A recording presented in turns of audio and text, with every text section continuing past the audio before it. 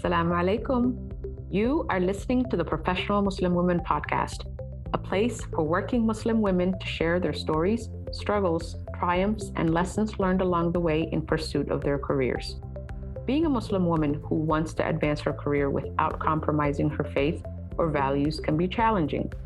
We know these systems were never designed for us, but that doesn't mean we can't be strategic in thriving in them as we advance our careers. In this season of the podcast, we'll continue to bring you inspirational, trailblazing, successful, and fulfilled professional Muslim women to you. We'll be introducing a mentoring segment where we answer your burning career and life goals questions. We'll also be featuring the Taking Up Space course, the foundational career strategy course of our sponsor, the Defiance Academy.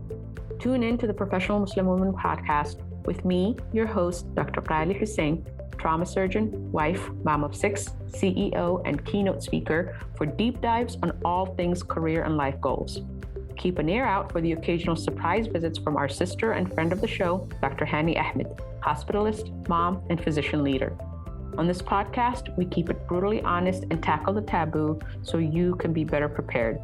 Get ready to be inspired and learn how you can be strategic in forging your own path as well.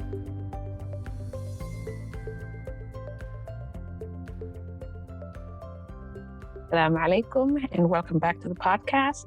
It's Qali, and today we're going to be doing our first mentoring moment segment. And in this segment, I'm going to answer a broad question. There's multiple questions that came in regarding the process of becoming a surgeon. I think there were a few questions that were along the lines of what is the process to becoming a pediatric surgeon? What is the process to becoming a trauma surgeon? So I'm going to go through the entire process from, say, college all the way to being a subspecialty surgeon. So after you finish high school, the next step is college. And so one of the first questions that comes up is, do you have to have a specific major? Are you supposed to be a pre-med? Pre-med, first of all, is not a major. It's certain requirements that you have to have before you apply to medical school. So that's the first portion. Is pre-med by itself is not a major. You can be pre-med, you can be pre-dental, you can be pre-law. All those things mean that you're fulfilling requirements needed to apply to those specialties. Okay. So that's a frequent question that I get is, what if my major isn't pre-med? Pre-med is not necessarily a major. Do you have to major in biology? Absolutely not. There are a lot of people that major in the non-sciences. There are a lot of people in the liberal arts field. So I've had people in my class who were music majors. The only sciences they took were requirements for pre-med. There are certain courses that you have to take, but you can be any major you want. Okay. You can be any major you want. And being pre-med doesn't necessarily mean that you only have to take science-based courses or you have to be a biology major before you go to medical school. Okay. So we got that straight. So pre-med doesn't necessarily mean a major. It just means you're taking the courses required to apply to medical school. So when do you decide? When do you have to know that you're going into medicine? And when do you start the process? That usually happens by your junior year, your third year. So a lot of people, it takes them a little bit of time. And sometimes they are a little bit behind the 8 ball because it's their senior year. And that's when they're deciding, okay, I want to go into medicine. But the entire application process, and this is going to be a recurring theme starting from college, even high school. I think high school, you have to start applying your junior year because the entire process of application and interviews and decisions, that takes a year. So your senior year is usually waiting around to find out results. But where I've seen a lot of traps is when people feel like they're behind is because they're waiting until their senior year to decide, now I want to apply to medical school. So now you're going to be taking a gap year in that case. So your third year is when you usually decide, okay, I want to go into medical school. And that's when you start taking the MCATs, looking at applications and things like that. So the first step in becoming a surgeon is you have to go to medical school. So medical school is 4 years. Unless you're in one of those combined programs where it's college and medical school combined, things called early acceptance and things like that.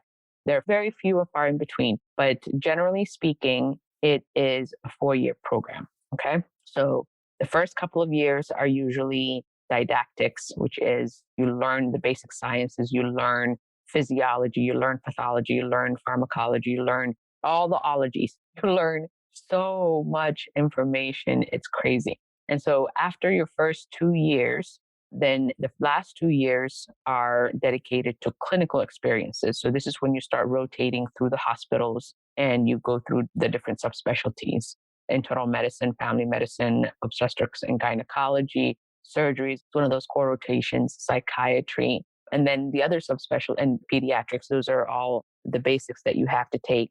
There are electives that you can take in specialties if you're interested in subspecialties of surgery, anesthesia, things like that.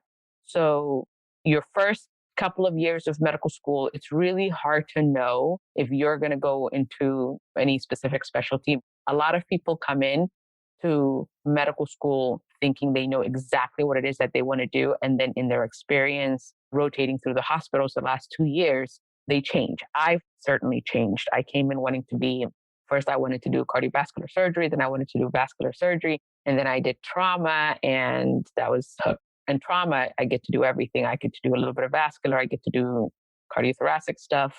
When we have chest injuries, I get to do abdominal stuff. So for me, all the things that I wanted to do, I could do in trauma. So now the first 2 years of medical school, after you finish those 2 years, you now have to take what's called the STEP exams. Okay, these are standardized licensing exams in order for you to graduate and in order for you to apply to residency, you have to take these steps. And so the step one, it's called a USMLE step one, United States Medical Licensing Exam. So you can't get a medical license unless you take these tests. And there's 3 steps. So step one is all the basic knowledge, all the physiology and pharmacology, and all the ologies, all the medical knowledge that you learned the first 2 years, you get tested on in one sitting. It's one of the hardest tests I've ever taken in my whole entire life. I don't remember studying as hard as I did for that test for anything else. I think I studied for like 4 months straight. I studied day and night. And then it's 1 8-hour test. It's hard, but it's high stakes exam. If you do well on your boards, then we'll get to the residency talk. Okay, that's a whole another beast. And so the first 2 years after that, you take your step one, and then you do your clinical rotations. And then between your third and your fourth year, you take your step two. Okay, it's the USMLE step two. And step two tests your clinical skills. So you take a written portion that tests your ability to think about clinical scenarios, and it's a multiple choice question. And then there's a step two skills exam where you do mock exams on patients that are actors, and then you get tested on your ability to clinically evaluate patients and treat them. So that's the step two clinical knowledge, the CK, and then clinical skills is the second part. So after you do that, again, now your third year, you decide what specialty you're going to go into. You don't wait till your senior year, because your senior year is when you wait around to find out where you matched. So your third year, you have to decide, what am I going to go into? And this is where you make the decision. If you want to go into surgery, this is where you apply to a surgical specialty. So the specific questions that were raised were, what if I want to be a trauma surgeon, or what if I want to be a pediatric surgeon? So there are subspecialties within surgery. There are subspecialties that you can go straight into. You can match straight into orthopedics. You can match straight into urology. You can match straight into general surgery. You can match straight into, obstetrics and gynecology, which is considered a surgical subspecialty. You can general surgery, and then trauma. There's fellowship training after that. So after you finish your surgical training, there are subspecialties that require further training, and that further training is called fellowship. So if you hear somebody is fellowship trained, it means that after they've finished their residency after medical school, residencies can range anywhere from 3 years, mostly for internal medicine and family medicine, I believe 3 years. OB-GYN, I believe, is 4 years. General surgery is 5 years. Orthopedics, I think, is 4 or 5 years. So depending on what you do, your residency can range anywhere from 3 to 5, even 7 years. I think neurosurgery is like 7 years. So after you finish that, if you want to further subspecialize, if you want to do pediatric surgery, that's another fellowship training. If you want to do transplant surgery, that's another fellowship training. If you want to do plastics after that, you can go straight into plastics from residency, or if you want to do something specific like hand or something, you do further training in that. And so for trauma, I did a fellowship as well. So right now, one of our requirements is that all trauma and acute care surgeons have fellowship training in critical care. So depending on where you train, you can either do a 1 year training or a 1 year fellowship that is heavily focused on just critical care. Or if you don't have enough operative experience, or if you haven't done enough trauma, you can do a 2 year fellowship where 1 year you do a lot of trauma and operate, and the next year you do critical care training. So things are a little bit evolving around fellowship training and things like that, but that's the general idea. So, how do you go from medical school to residency? Now, this is a huge topic all on its own, but there's a process called matching where you apply to a whole bunch of schools and you interview in as many places as you possibly can. And these places are also interviewing a lot of candidates. And each person submits a rank. Okay. Each applicant submits a rank of where they like to go from one to however many they interviewed at. And then the programs do the same thing. Of all the candidates that they interviewed, they rank them from this is the person we want the most. We're ranking them number one, all the way down to however many people they interviewed. And this all gets put into a computer, and there's an algorithm that matches people to where they liked and the place that liked them.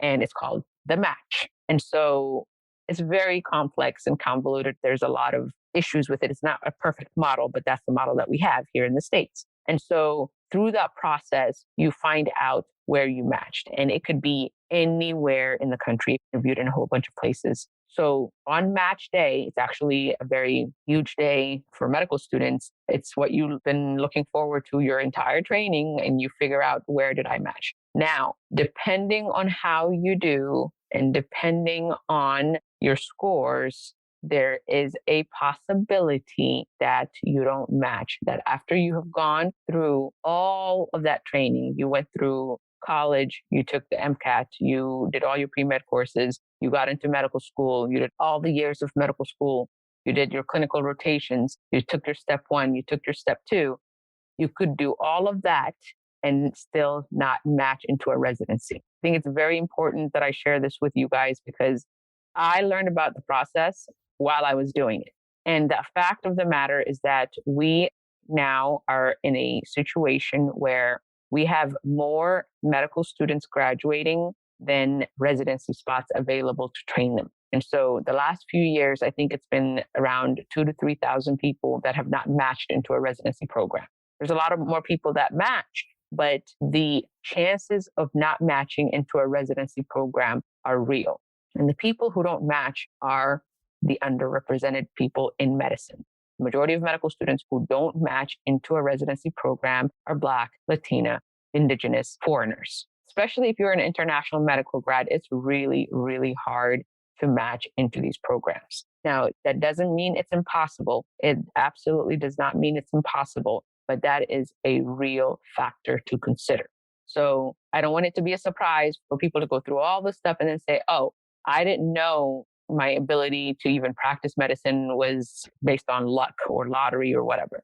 So the match is a real problem. We're trying to figure it out. The government funds these residency spots and there's not enough funding. They haven't increased funding in years, but medical schools keep opening up all over the place and making a lot of money off of these students and producing a lot of medical students who now have no place to train. And if you don't have at least 1 year of residency training, you cannot practice medicine.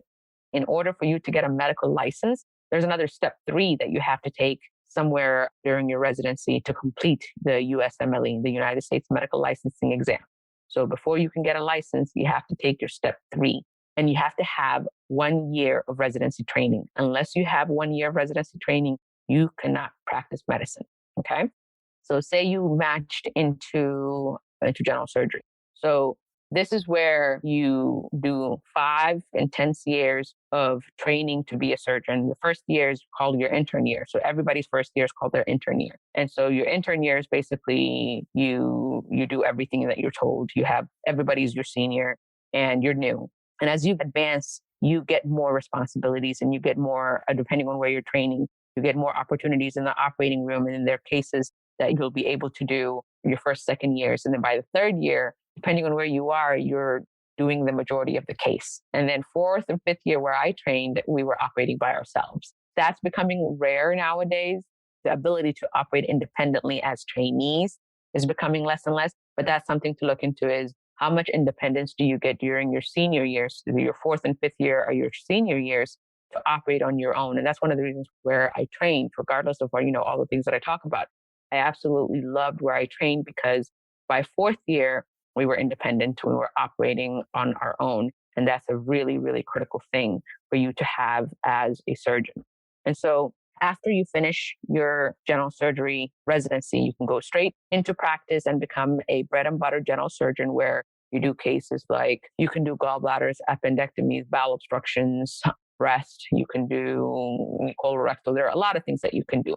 If you want subspecialty training, there's a host of things you could do. You could do hepatobiliary, you could do minimally invasive surgery where you do laparoscopic and robotic stuff. You could do trauma. You do 1 or 2 years of critical care and trauma fellowship. This is where you decide if you want to do pediatrics. Now, pediatrics is a little bit more competitive. So last I knew, you had to do a lot of research. So during your residency, you had to incorporate research into your residency, which I think you take time between second and third year or third and fourth year, where you do 2 to 3 years of research, publish, and then afterwards you apply to pediatric surgery residency. Pediatrics is one of the more competitive ones, and the training for it, don't quote me on this, but I believe it's 3 years.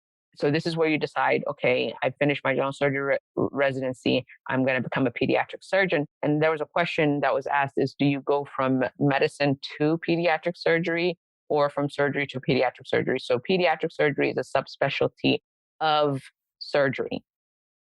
It doesn't go from the medicine side. It comes from surgery. You learn the surgical care of pediatric patients, which is completely different than adults. They have a whole different set of problems that you deal with. And so that is the process of how to become a surgeon here in the States, specifically focusing on trauma and pediatric surgery, since those were the questions that were raised. But it's a very complex process. There are a lot of complexities and it's very expensive. And there are a lot of people that go into it not knowing what it entails.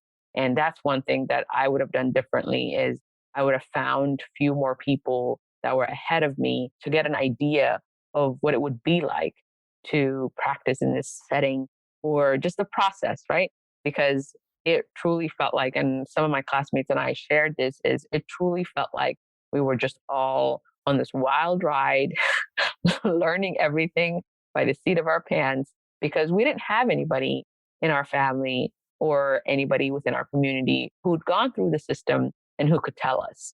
And so I'm glad those questions were raised, but we're in a place right now where we are in information overload. There is so much information out there and available to us that if we just take the steps to look, we'll find plenty of information. There are a lot of Instagram accounts that share the process of what it takes to go into medical school and to get into medical school and how to prepare yourself.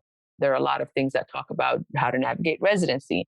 And so take advantage of those resources available because these were not available when we were going through this stuff. But I know the information can be overwhelming. I know it can seem daunting and scary, but just take it one step at a time. Figure out what are the things that I have to do right now to get to the next step. You don't have to have everything figured out right now. As long as you're working on the step that you're on right now, and you're preparing yourself for the next step, you're going to be fine. Okay? You're going to be okay. This is tough. I know it's tough, but it's going to be okay. Thank you guys for tuning in. I appreciate you guys for listening, for subscribing to the podcast, and for liking. And please leave comments. We are hoping to grow this platform so we can reach a lot more people and create this community where we provide the resources that we need ourselves. I would love to do more of these mentoring moments segments. So please continue to submit your questions to the link at the moments page. And I will see you guys soon, inshallah. Have a good one. Assalamu alaikum. Thank you for tuning in to the Professional Muslim Women Podcast, the place for Muslim women to inspire and be inspired. Please join us on our Facebook group, Professional Muslim Women Podcast, to continue the conversation and connect with Muslim women like you. Thank you to our sponsor, Defiance Academy, and the Taking Up Space course. Be sure to check out the course at the link below. If you have any burning career and life goals questions, or you'd like to suggest topics for us to cover, submit them to the Mentoring Moments segment at the link below. And don't forget to subscribe to the podcast and drop us a like and a review. We'd love to hear from you. As always, may Allah guide us all on this journey. Stay blessed. Wa alaikum salam.